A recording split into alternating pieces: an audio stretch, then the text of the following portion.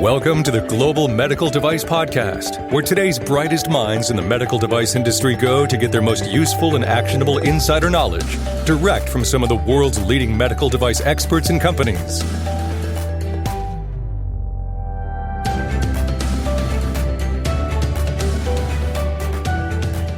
Greenlight Guru is committed to improving the quality of life, and now we're ready to improve the quality of education and training in the medical device industry.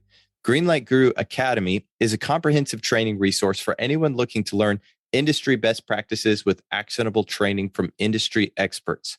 You'll get on-demand courses that allow you to move at your own pace on topics related to quality and regulatory, product development, design controls, risk management, doc control. Honestly, it's too many to fit into a short ad. So if you're ready to level up your medical device education, visit greenlight.guru/academy.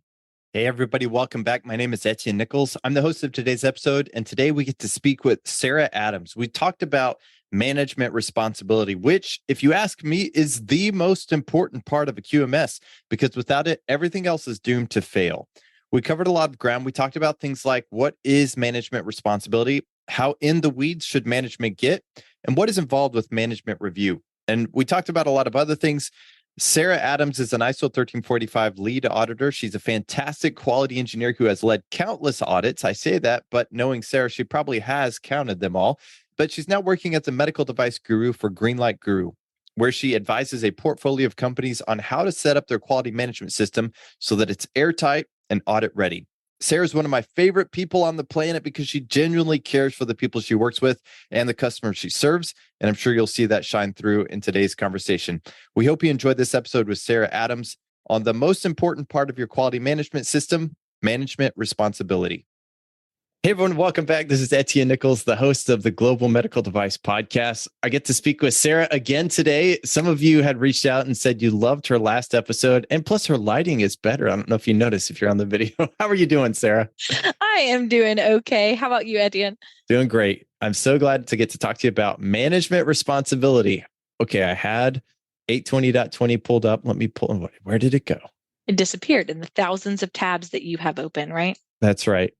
Incidentally, there's a Google grouping feature that I have not taken advantage of this time, but whatever. That aside, management responsibility. You recently went through a lot of different training with ISO lead auditor and other training as well. I know you've lived auditing in the past. We don't necessarily have to go at it from that angle, but when you think about management responsibility, what comes to mind for you?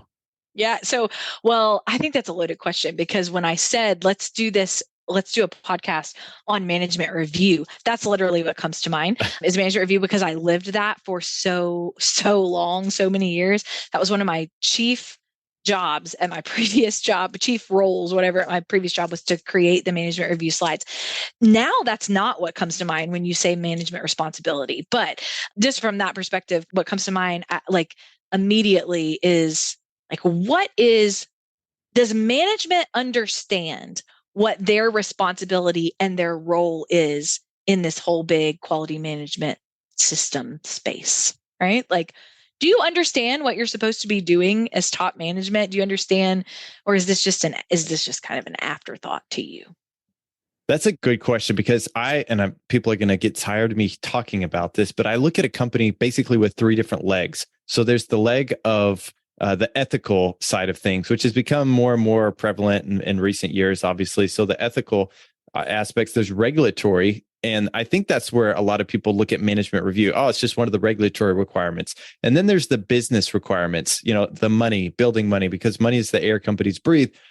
But we usually lump management responsibility or management review, I guess, in that regulatory, when in reality, it's going to cover all three of those, I would think. And so now we'll get into the nuts and bolts. I'm going to have to ask about the nuts and bolts of management review at some point, because I'm sure people will be interested to hear how you develop those slides and what is included in those. We'll get to that a little bit later. But you say that's not what comes to mind now. What comes to mind now for you? The management commitment piece, right? So I should have mentioned, you have 820 pulled up. I have 13485 printed at my desk, because I think I said it last time, but if you came to my lead audit certification, that's what I took away, is have a printed copy. But man, all of management responsibility is 5, right? It's the fifth clause in ISO 13485. I think just the summarization of what comes to mind is that management plays a role in this quality management system thing, that they have a responsibility of ensuring that all those 3 legs, like you said, are functioning and apart, working together, if you will. And if you don't have management buy-in, we probably should add that to talk about too. If you don't have management buy-in, it gets really hard to do this thing called a quality management system. Yeah. So Part 820.20 is where you would find it in 21 CFR. Part 820.20, management responsibility. So the first paragraph there is quality policy. Management with executive responsibility shall establish its policy and objectives for and commitment to quality. And I haven't compared it to ISO 1345. It's been a little while since I've read that, but Similar. Top management shall ensure that the quality policy is applicable to the purpose of the organization, includes a commitment to comply with requirements and to maintain the effectiveness of the quality management system. I could keep going, but I won't read to everybody. The quality policy for me kind of sits at the top, right? Recently, I did a guru workshop with John Collins from Comply Guru, who's one of our partners. And we talked a little bit about the quality policy. And he said something that I absolutely loved. I'm going to give him credit because I didn't come up with it. And that is that the quality policy is more than words on a paper, right? I don't know if you had this at your previous job, but we had the quality policy posted everywhere, right? Like it's in the break room. We didn't put it in the restrooms, but we probably would have if we had thought about it, right? It was everywhere. Even so much so that because quality policy is one of the things that auditors ask about, our employees, when they started with us, got this little card that they would put in the back of their badge, right? That they would swipe to get inside that had the quality policy on it. Okay. It was words on a paper. Now, it was more than that at my previous company, so don't hear that, but it really was words on paper.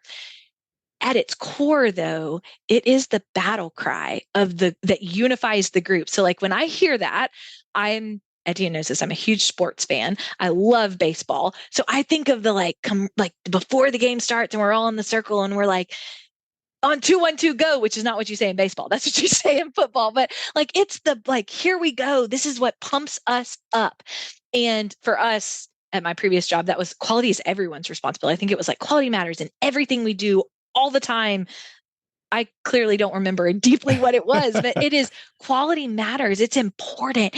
And that the quality policy should be the battle cry, the rally cry, the thing that pumps us up, that we remember, not just words on a page.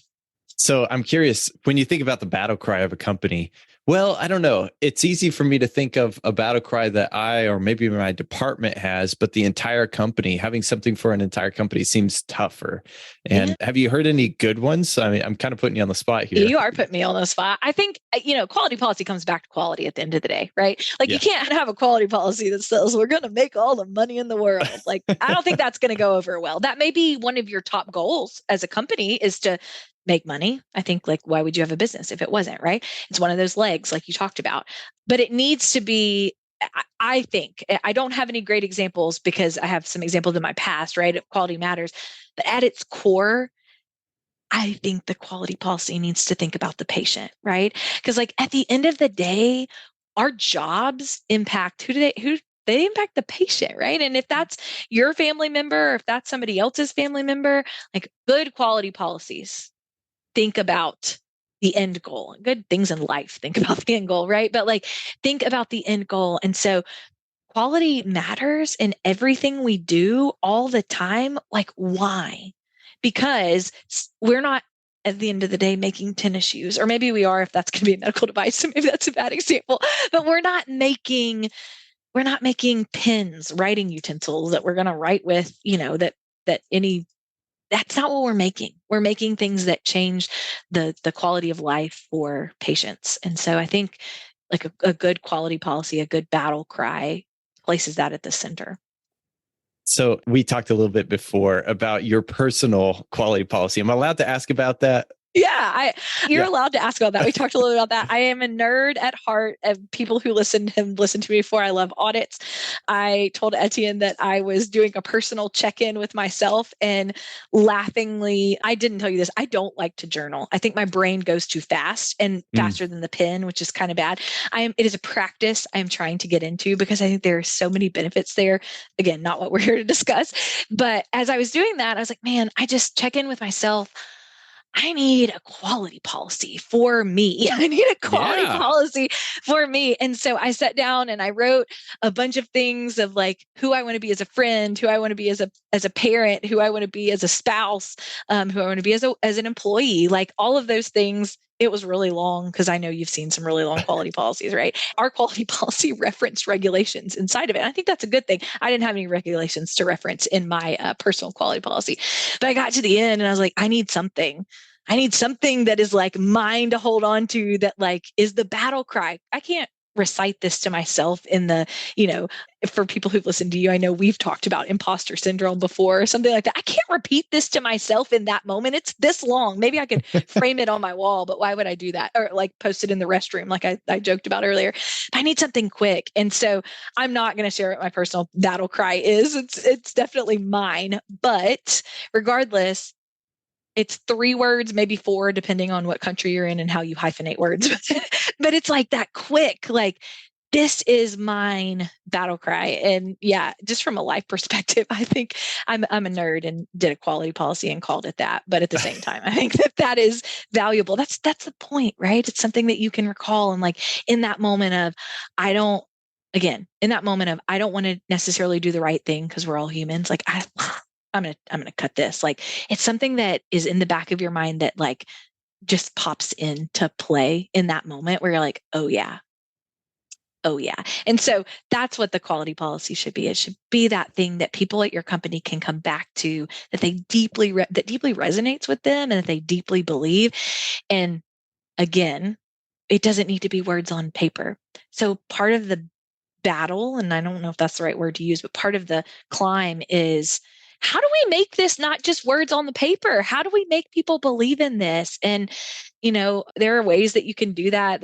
You can show surgeries, you can bring patients in to tell their story and things like that. But what emotion can we associate this with for people so that it's something that they remember? And it's not just something on the back of their name card that they pull out during an audit. When an auditor says, what's your quality policy? It's quality matters, right? You're making me think of something that my wife and I did when our first son was born. And that is, we came up with a family mission statement. We actually did. I love that. We framed it, put it on the wall. It's probably in storage at the moment because we're still not fully moved back in. But if I remember some of it, it was things like we said, we ask questions to probe, not prove. And it ended. And if I was trying to think, because it is a lot of statements I couldn't memorize. I don't have it memorized. Mm-hmm. But the last statement maybe is what summarized it. And it said, we are the Nichols family. We are a haven from the world. And that was what our family mission statement was. Ready, break, right? Yeah. We're a haven from the world. We bring people in. We want to be hospitable. We want to be generous. We want our family to feel safe. We want to be a haven to the world. But if from a company's perspective, I love what you're talking about here, because let's take a step back. There do have to be some words on a page, obviously, for when you get audited and so forth. And I just want to ask you, would you say that would be the longer paragraph to maybe fully encompass it? And then you have your summary statement that everybody has memorized and is your battle cry. Yep, that's exactly it. And that's my experience at my previous company too, if anybody's listening, because that we had the paragraph and then we had the summary statement at the end. And I promise you, I did audits. I was the one that brought the auditor to the floor to interview the people to say, what's your quality policy?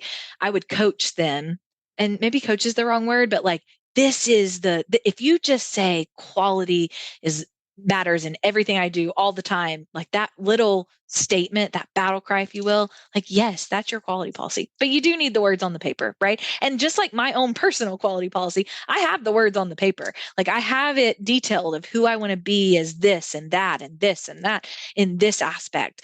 And then I've got the summary statement at the end that summarizes all of them, kind of like that. So if we go back to the standard, this is a question, and you don't necessarily, you're curious if you have a thought on this. Yeah. Does it have to be a paragraph to fulfill the regulatory requirement, or is that summary statement enough? I feel like for some of the parts, and I'm looking down because I'm looking at the standard, for some of the parts here, there's parts of a paragraph, right? A commitment to comply with requirements and to maintain the effectiveness of the quality management system, a framework for establishing and reviewing quality objectives. Like we hadn't gotten to quality objectives yet, we'll probably go in there next, but it does need some of that meat to it. Even still though, it's that summary of who we are and why we are that while we're doing that. Okay. So if I'm looking at 820.20, I have that pulled up too. the next paragraph is organization. Each manufacturer shall establish and maintain an adequate organizational structure. So an org chart essentially is designed and produced in accordance with the requirements of this part. So just to make sure that the organization has a adequate, whether it's service and repair, quality department, all the different, I guess, depending on how you want to lay out your company, just to make sure that you are able to meet all of the requirements of Part 820. Mm-hmm. Do you have any thoughts on this section, and maybe any thoughts on, I don't know if ISO 13485 differs in any way here, but it mentions it, right? It's just at a different part. It does not come immediately after the quality policy.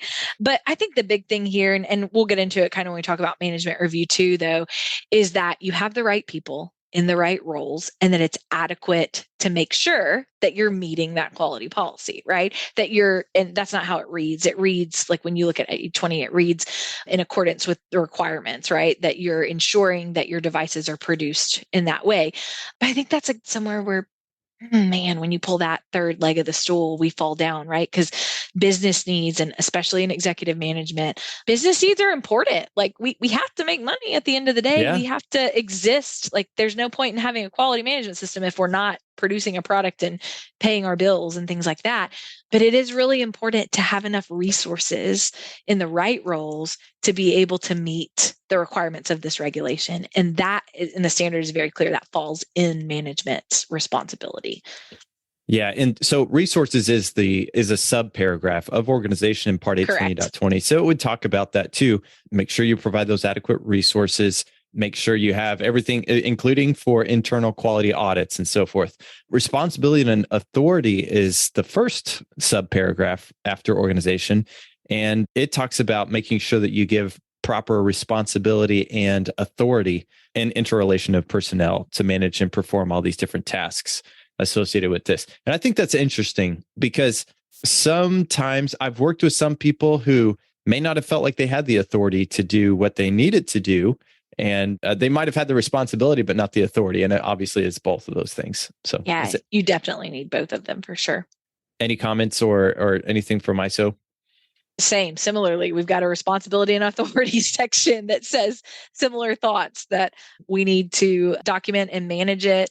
Let's see, one other thing I was going to say, like everything in ISO, you got to define, you got to document, right? Or it didn't happen, but communicate within the organization. Again, I know we're going to get into management rep too. That falls kind of in the responsibility piece too. But the big thing that we have delegated, who's responsible for what, right? Because if we have it, then that's where things fall through the cracks. Yeah. Yeah. And you mentioned management representative. They have two requirements. One is to ensure that the quality system requirements are effectively established. And then the second one is to report on the performance to the executive. And I think that's interesting because we were talking before we got on here, how important, and maybe even at the beginning, how important top management is. They have to be constantly informed of the performance of the quality management system. And that's one of the jobs of the management representative. Yeah. So anything to add? I was going to laugh and joke. The management representative, that's just the person on the paper who's responsible for management like I just have to have somebody named as the management rep, right? At the end, like we had a nice little chart at the door that identified who our management rep was, but it's deeper than that, right? It's not just a name on a page like, oh, I got to name management rep because that's what I got to do, right? It's one of those questions they ask you in audit, and who is your management rep? Well, that would be this person kind of thing. But yeah, they are responsible. Like when we get to communicating what's going on, if we're hitting things, what is happening in the quality management system, they are supposed to tell the management of that. And then management's supposed to listen and make decisions accordingly. Right? And who is that? I mean, I think of the VP of quality or that's who I think of too. Yeah. VP of quality, quality manager. If you don't have a VP of quality, the person who is if you've got multiple sites, like we've got a management rep, someone who is for that site, maybe. We've got a management rep for the whole quality management system over multiple sites. But yeah, I tend to think that falls in the quality umbrella. I certainly would not necessarily want to see that top management, the CEO having that management rep position. I don't know that would be, that would be separation, right? Yeah, and it seems like it makes sense that it would. I don't even know if it could be that person because they're supposed to be reported to. That's Really, what I'm it's saying. I think it's just understood that a CEO is just not going to have time, which is why you need a representative. Yeah, that's very true. Very true. So, okay, the one we've all been waiting for, Section C in Part 820.20 is management review. Yes. Yeah. Okay, let's talk management review. It's much longer in ISO 13485 than it is in 820. I know that's surprising, right? But I love management review, and I'm probably the nerd. And then here's the other thing. Like, I was the queen of pivot tables to show our data, to look at it. And now I'm like, I don't remember how to do that. How do I do that? Like, I look back at some of those old spreadsheets and things like that. And like, how did I live that life for so long? But yeah, I think an important part of management review is it is a time for everyone to come together.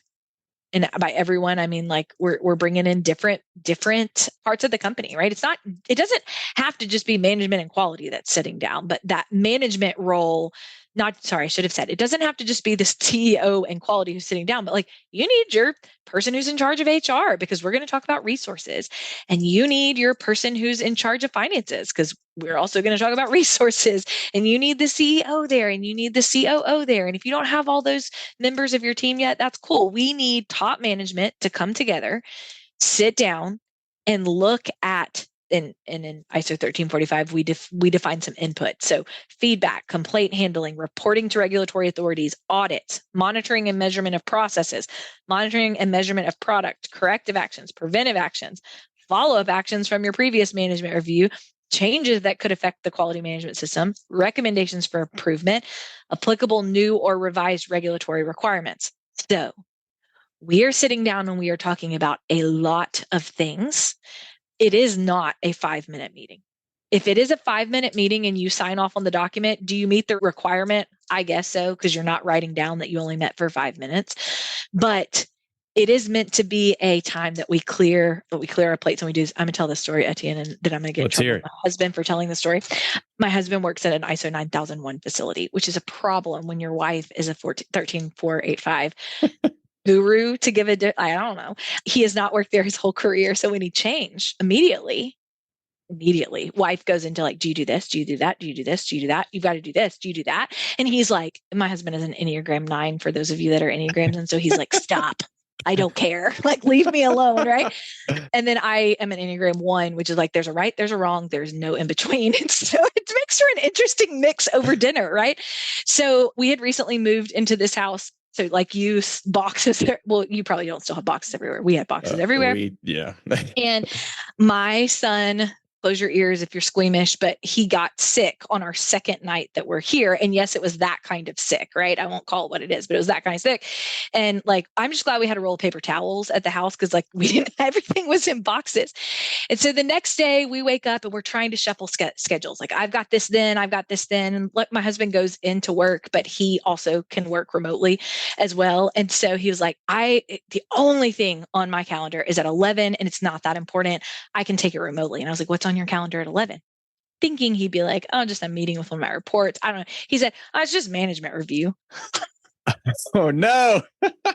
Wrong thing to say to your ISO 13485 guru of a wife, right? It's just management review. I don't have to be there for that. Y'all, I don't know ISO 9001 as deeply as I know 13485. I know, like, if you're new to this, like 13485 is 9001 on steroids. Like, we're way more specific in the med device industry. But I literally was like, over my dead body, are you not going to be at management review? You're not calling in for that. I'll rearrange and let my boss know whatever, that I've got to take care of our son, because you have to be on site for management review. Guys, I'm not accusing his company of not making a big deal of management review, because this was my husband's first management review to be a part of.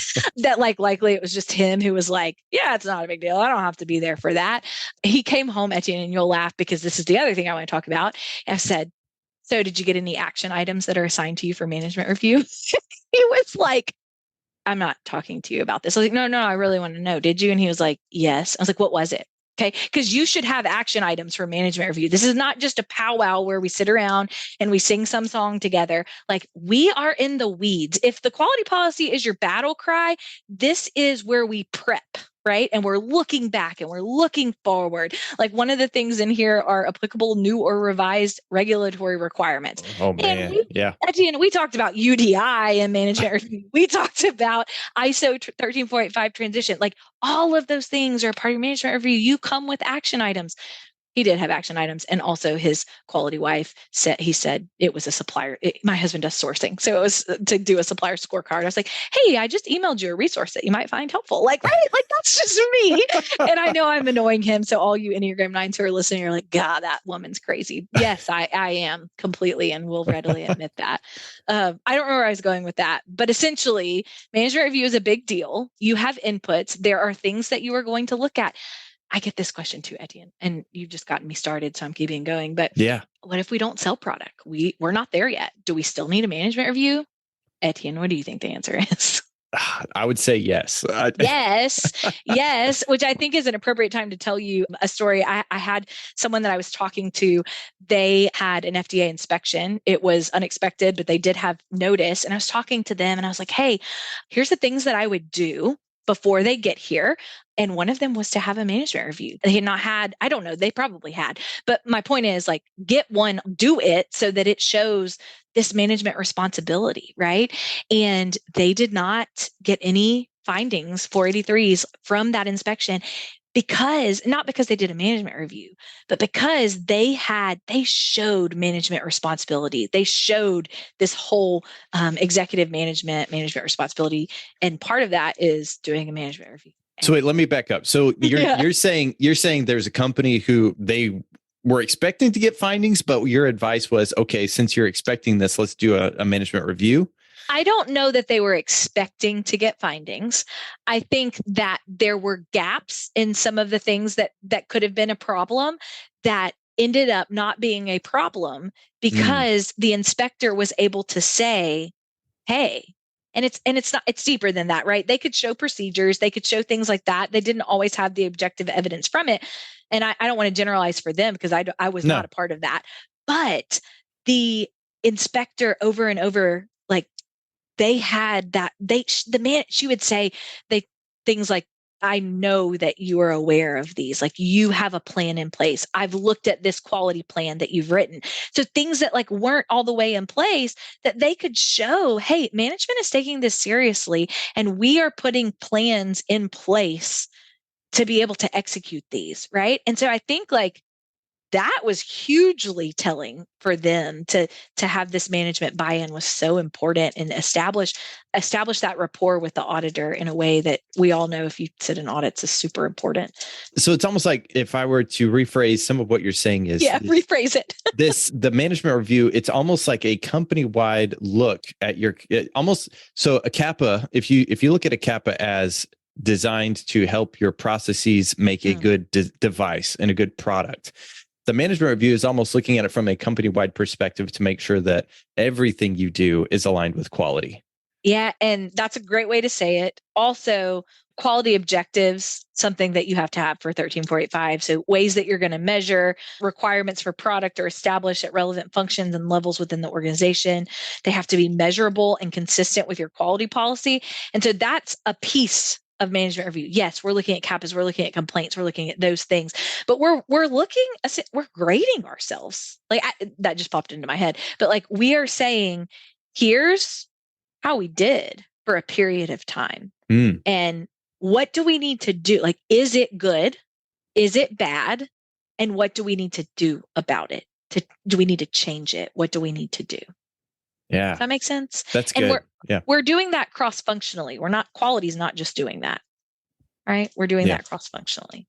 So when you put those together, the PowerPoints together for management review, what did it look like? I'm curious how long they were. I love hearing the nuts and bolts, you said pivot tables and my ears perked up.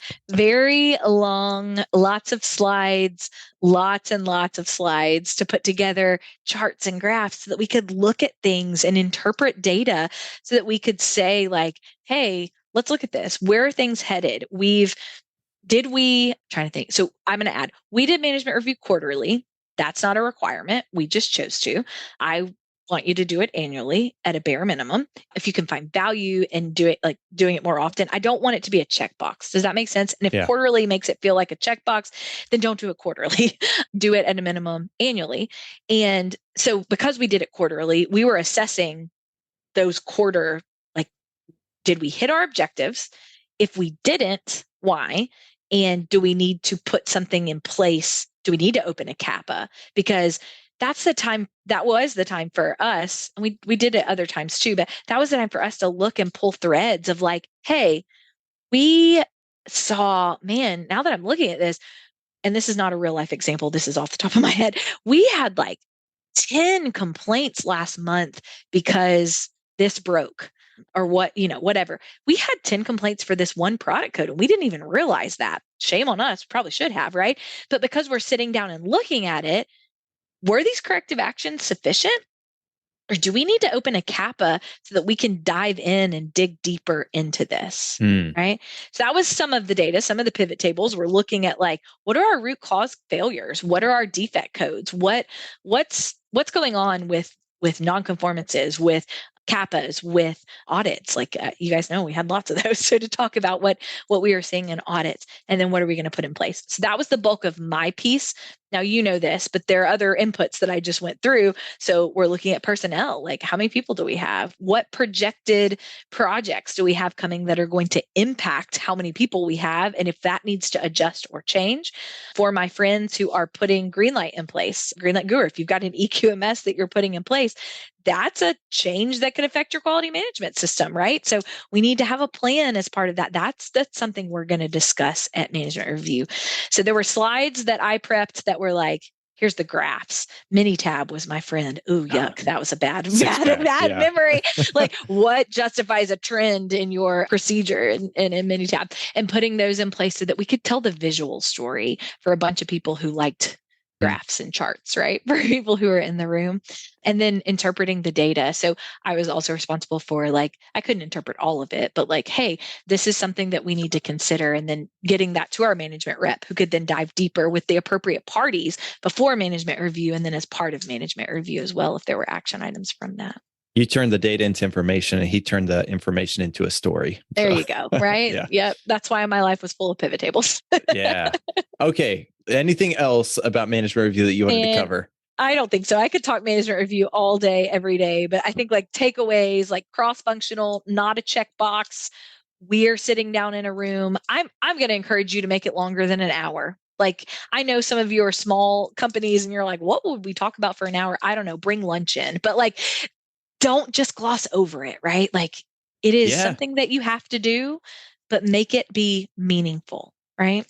Because, and we'll just use that to lead into the next one. The next one is quality planning. And the one after that is quality system procedures, both of which fall under management responsibility. Right. So, I love that. And quality planning, like similar to these objectives, right? We're doing practices, we're doing resources, activities relevant to the device that are designed and manufactured. I hate reading to people, but I need to refresh my memory as I read too, how the requirements for quality will be met. So yes, we need to plan. And like you said, procedures. Manufacturers will establish quality system procedures and instructions. An outline of the structure of the documentation used in the quality system shall be established where appropriate. And I'm just laughing because I think 9 times out of 10, those procedures are quality's responsibility, right? Like that's who's writing the procedures.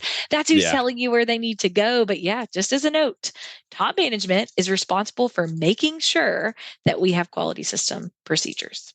And that those quality system procedures meet the requirements of this part or ISO 1345.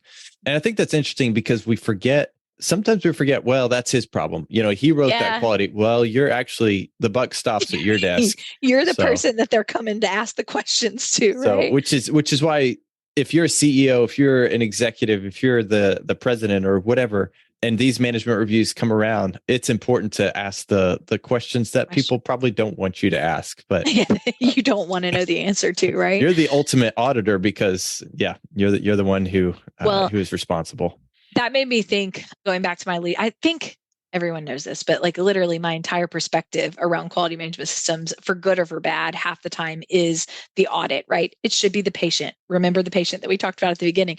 Like, what am I going to show in an audit? What am I going to say? And so in that lead audit course, we talked a lot about management responsibility and how, as an auditor, to establish that there is management responsibility. We talked a lot about, I know we have several people who are listening to this who are going to be doing stage 1 or stage 2 ISO audits. And a piece of that audit is interviewing executive management. And if you've got a good auditor, it's not just going to be a quick like, hey, Etienne, tell me about why executive management is important to you. How are you meeting these requirements, right? They need to do a good job of like, let's gauge, let's interview, let's ask. But a takeaway that I learned from that is that if you and I'm putting you in the seat, Etienne, like you're the executive manager, if the executive management is doing a good job and they're doing these things that are outlined in management responsibility, it's evident in everything.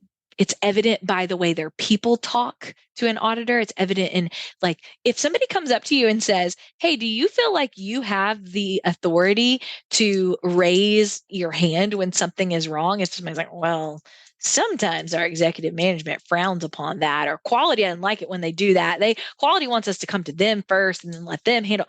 Do you see my point? Like, you can get it. It's like, goes back to that, like with our kids, with my kids specifically, like they can tell me one thing all they want to. Yes, mom, I'm going to clean up my stuff. Yes, mom, I'm going to not speak that way to you anymore. Yes, mom, I'm going to pick my dirty clothes up out of the bathroom. I think if you went downstairs, they're still down there. The point is, your actions are more important than your words, right? Yeah. And so in that interview, it's really like, who cares? Like, it shouldn't just be the audit while we're doing that. But if you want to pass that, live and breathe it, and so that your people will live and breathe it. And there's this battle cry, use that word again, that everybody knows that they know where executive management stands, that it's not a question of, let me ask the right questions in an audit to make sure, and the auditor should do that. But there's not a question in the auditor's mind, because they are seeing actions that mimic the fact that there is management, that management is being responsible to these requirements that have been given to them.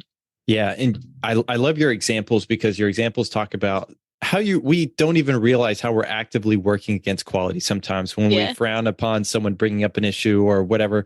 There's another more passive activity that sometimes happens, and that is when management always talks about the sales numbers. We hit these goals. We hit this. We did this. We hit this efficiency. Our throughput is through the roof. You know, we are 100% max capacity. We got double shifts and third shift on the way and all these different things. And we're about to expand into other markets. And that's all you talk about. And then, oh, by the way, we should maintain quality, by the way. Yeah. We don't want to have any recalls, right? So maybe they met the regulation, like you said earlier. Maybe they met that requirement by bringing it up and everybody's aware of it. But what do you emphasize? And that is going to incentivize what your people do, really. So, I mean, I'm going to be thinking, okay, well, really, I got throughput's all I care about right now. And qualities. I want to make one comment about that. I don't think that it is a bad practice to review numbers with employees, right? Like, especially in the world that we live in right now, like there's something to be said of, you do want your management to say like, hey, we have this coming and this coming and that coming. Yeah. Just from a perspective of like job security. So I don't want people to hear that that's wrong. But if that is the rally cry of what your people hear, then they're not the front. That's not meeting what this is saying. And I'm banging on my desk, right? That's not meeting what this is saying. So it's not that's wrong. Is that what you're always focused on? Because I can tell you something, the FDA doesn't care about those business requirements. When you talked about the 3 legs of the stool, I was like, FDA doesn't care about those, right? Yeah. Like don't write your user need that we need to make money, or that this is going to cost, this needs to cost less than $5 to make. Like, the FDA doesn't care about that. Doesn't care about those business needs. I understand that it's a leg of the stool, though. So like that's what I'm saying. I'm glad you bring that up, because that's a great point. It's what you emphasize and how much you emphasize it, both being important. They should be at least equally emphasized. So absolutely. Yeah. Not to relate it back to parents and kids, but parents and kids, right? Like, and you're not as an employer a parent, so don't mishear that. But like, if my kids hear me talk about all the time the laundry that's on the floor in the bathroom and not the other things, like not lying, they only the character things, right? The character, ethical, moral things, right? I'm trying to raise good humans, and I would like them to pick up their laundry from the bathroom. Yeah. It's obviously a plus. Right. Right. What have we missed? Anything else that you want to talk about? I think we hit all the parts on my side on part 820. We did too. I think we hit the big things in ISO 13485 too. I think like the biggest thing we talk about, like to wrap it up, like we talk about a culture of quality, and we talk about like how do we get executive management on board. We didn't really dive deep into that, because that is a part of it. Is like they have a part to play in this as well. And I'm the regulations person, y'all know that, but like read this, executive management. This is what you're supposed to be doing. That's not the way that you accomplish that, right? But just you have to have that executive management buy-in so that you can really, really have an effective and efficient quality management system. Yeah, I would echo that, because the regulations, while they are designed to restrict and put guardrails in place, they're also designed to help build safe and effective devices. Yeah. And if you're building safe and effective devices rather than someone with a lot of defects, you're going to be way more profitable. So obviously, money being the air companies breathe, you have to be profitable. These are the things that help build rapport with your employees and build those strong relationships with your employees so that they work better and faster. So there's lots of different stories you can tell about how this is beneficial to the company, that third leg, that business side, the economical side. So love it. Thank you so much for coming on the podcast. I love all the stories. I really appreciate it. I'll let you get back to it. I know you are one of the most busy people I know. I'll let you get back to your.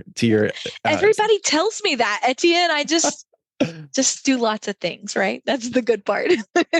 Well, thank you so much for coming on the show. Thanks for letting looking me come. forward to next time. Take care. Bye. Okay, bye. Thank you so much for listening. If you enjoyed this episode, reach out to Sara Adams on LinkedIn and let her know. Tell her that we need to get her back on the show, because she always resists when I say, hey, it's time to do another episode. She's always got other things to do. And I know she's very busy, but it would be great to get some of that encouragement from the other side. So also, I'd personally love to hear from you via email, etienne.nichols@greenlight.guru, or look me up on LinkedIn. If you're interested in learning more about our software that's specifically built for MedTech, whether it's document management system, our CAPA management system, our design controls, or risk management system, or electronic data capture for your clinical investigations, this is software built by MedTech professionals for MedTech professionals, and you can check it out at www.greenlight.guru. Lastly, please consider leaving us a review on iTunes. It helps others find us, and it lets us know how we're doing. Love to see what you think. Thanks again. Take care.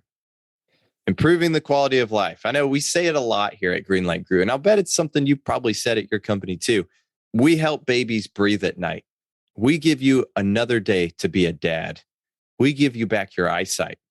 Those are some of the things the medical device industry and our customers are able to say, because that's what they're doing. They're improving the quality of life for these individuals. Greenlight Guru is the only quality management software designed exclusively for the medical device industry. We built our software around standards like ISO 13485 and risk-based principles to help you bring safer devices to market 3 times faster. We're building the tools that will make it easier for you to build yours. If you're ready to find out how to improve the quality of life, contact greenlight.guru today.